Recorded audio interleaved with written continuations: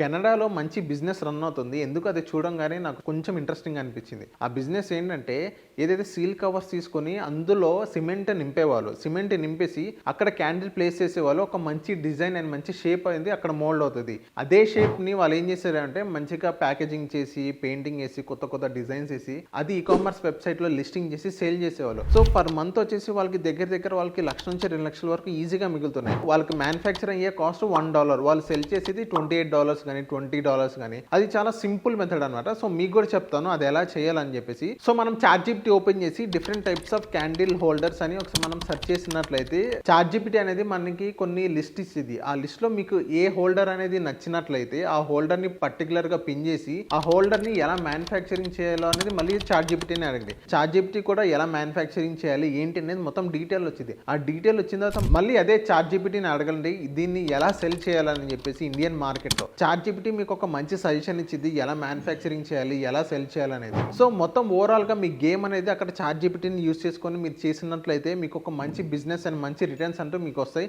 ఇలాంటి హ్యాక్స్ చాలా వస్తాయి మన ఛానల్లో. ఛానల్ని ఫాలో అవ్వండి.